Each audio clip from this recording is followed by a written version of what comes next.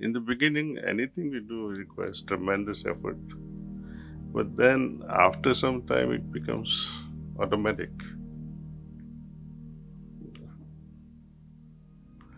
Before it becomes automatic, we have to really establish that biological clock in our system. 7 o'clock meditation means 7 o'clock meditation. Well, if you take with you just three elements: morning meditation, evening cleaning, and bedtime prayer, that is life. That will create a life which will remain as an undercurrent of your external life.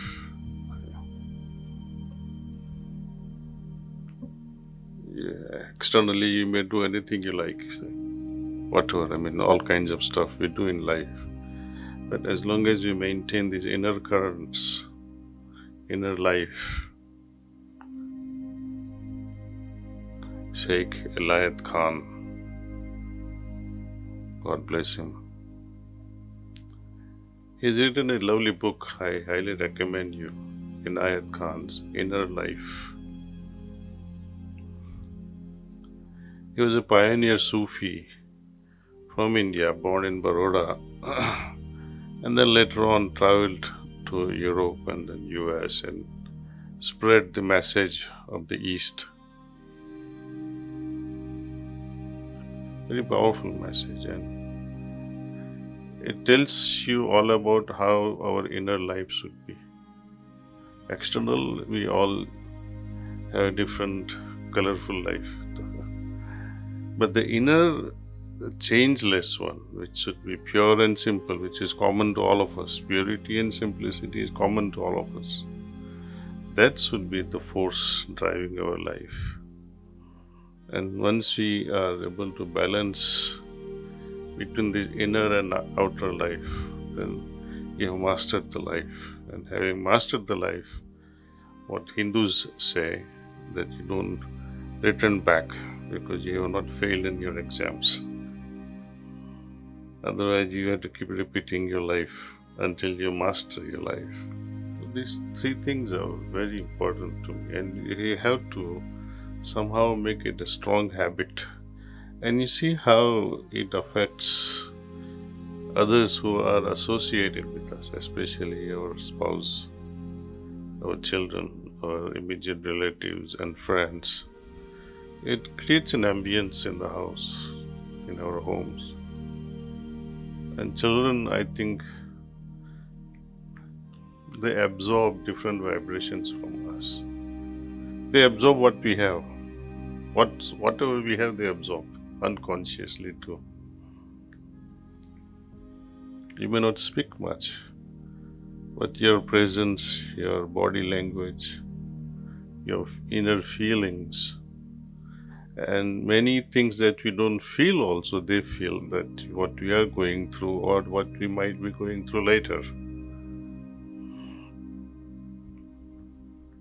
And this aspect interests me a lot, because how can a person perceive a thing before we even come to feel it?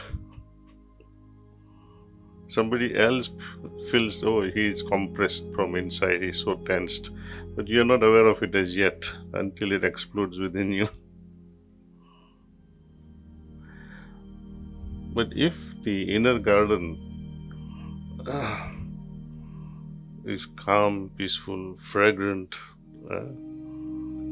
then it will radiate that beauty without our awareness. We don't have to become aware, and doesn't have to be. We don't have to be conscious of it. We become more or less natural, just as these flowers radiate beauty, fragrance, effortless. But before we come to this effortlessness, a lot of effort will be required in the beginning. Well, in the beginning, anything we do requires tremendous effort. But then after some time, it becomes automatic.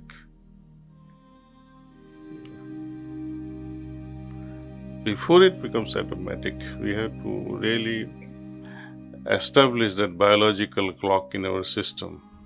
7 o'clock meditation means 7 o'clock meditation. I don't want to scare you guys because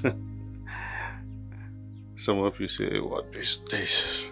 No, but without some discipline, you can't achieve anything in life. Soon as you come back home, which is unpredictable timing, I don't know how flexible your office hours are, but as soon as you come home, this will be the routine.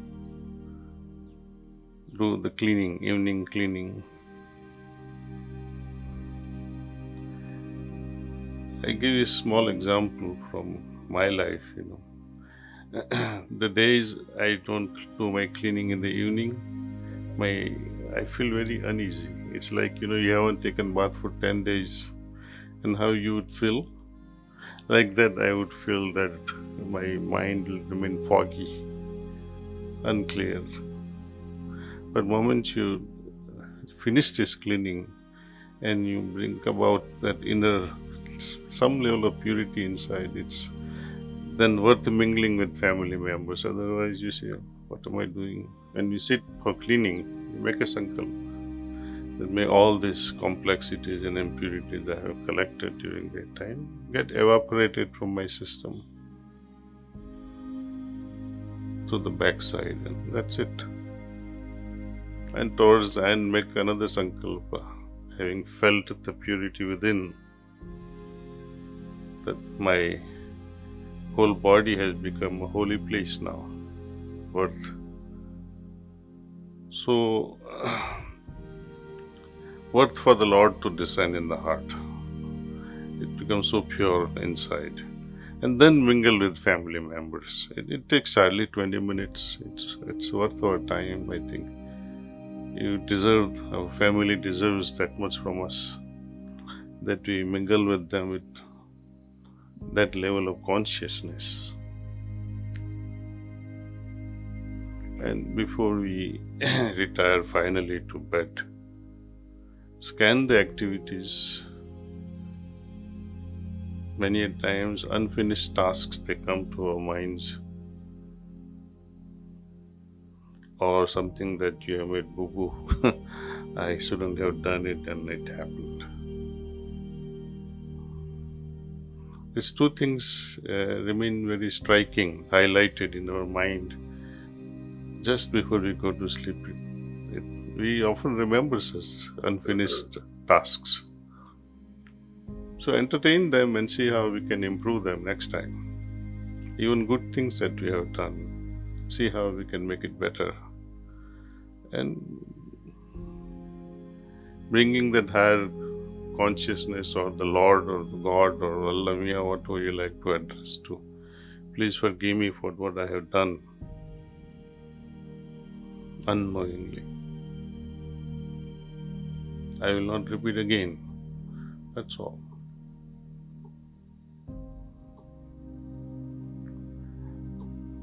This is very important, that we seek forgiveness for mistakes committed unknowingly.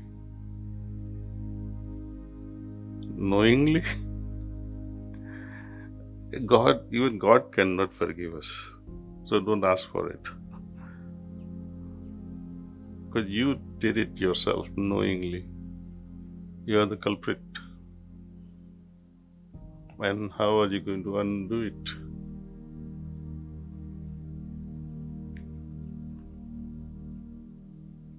Each situation is different.